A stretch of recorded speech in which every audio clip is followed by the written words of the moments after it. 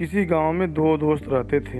एक का नाम था हीरा और दूसरे का मोती। दोनों में एक बड़ी गहरी दोस्ती थी और वे बचपन से ही खेलना कूदना पढ़ना लिखना हर काम साथ करते आ रहे थे। जब वे बड़े हुए तो उन पर काम धंधा ढूंढने का दबाव आने लगा।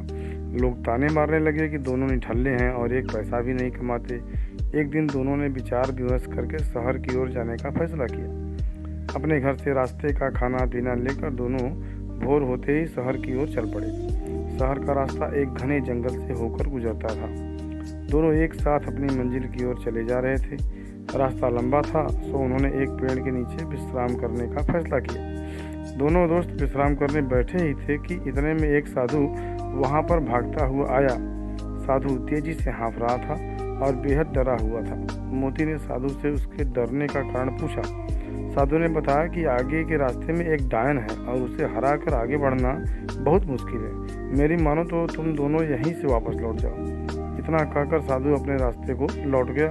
हीरा और मोती साधु की बातों को सुनकर असमंजस में पड़ गए। दोनों आगे जाने से डर रहे थे।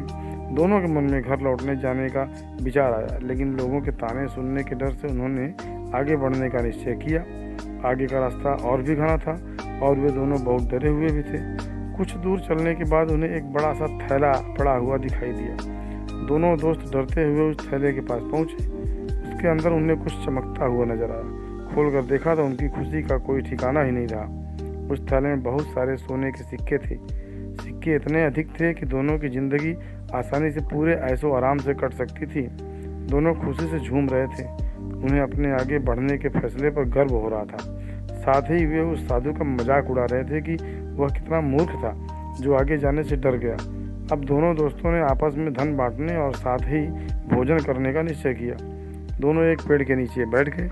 हीरा ने मोती से कहा कि वह आसपास के किसी कुएं से पानी लेकर आए ताकि भोजन आराम से किया जा सके। मोती पानी लेने के लिए चल पड़ा।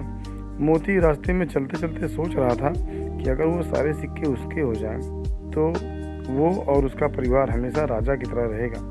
मोती के मन में लालच आ चुका था। वो अपने दोस्त को जान से मार डालने की योजना बनाने लगा। पानी भरते समय उसे कुएं के पास उसे एक धारदार हथियार मिला।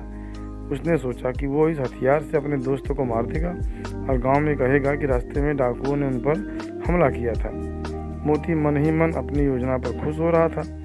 वह पानी लेकर वापस पहुंचा और मौका देखते ही हीरा पर पीछे से वार कर दिया। देखते ही देखते हीरा वहीं पर ढेर हो गया। मोती अपना सामान और सोने के सिक्कों से भरा थैला लेकर वहां से वापस भागा।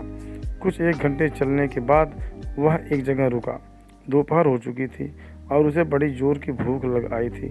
उसने अपनी पोटली खोली और बड़े चाव से खाना खाने लगा। लेकिन ये क्या, थोड़ा खाना खाते ही मोती के मुंह से खून आने लगा और वो तड़पने लगा। उसे एहसास हो चुका था कि जब वह पानी लेने गया था तभी हीरा ने उसके खाने में कोई जहरीली जंगली बूटी मिला दी थी। कुछ ही देर में उसकी भी तड़प तड़प कर मृत्यु हो गई। अब दोनों दोस्त मृत पड़े थे और वो थैला यानी माया रूपी डायन जस का तस पड़ा हुआ था। जी हाँ दोस्तों, उस साधु ने एकदम ठीक कहा था कि आगे डायन है। वो सिक्कों से भरा थैला उन दोनों दोस्तों के लिए डायन ही साबित हुआ। न वो डायन रूपी थैला वहाँ होता, न उनके मन में लालच आता और न वे एक दूसरे की जान लेते। कहानी से ये शिक्षा मिलती है दोस्तों, यही जीवन का सच भी है। हम माया यानी कि धन दौलत संपदा एकत्रित करने में इतना उलझ जाते हैं कि अपने रिश्ते नातों तक को भुला देते हैं। माया रूपी डायन आज हर घर में बैठी है। इसी माया के चक्कर में इंसान हैवान बन बैठा है।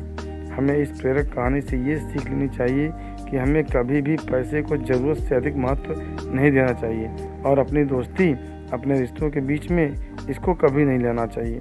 और हमारे पूर्वज भी तो कह गए हैं, माया के चक्कर में दोनों गए, ना माया मिली न राम।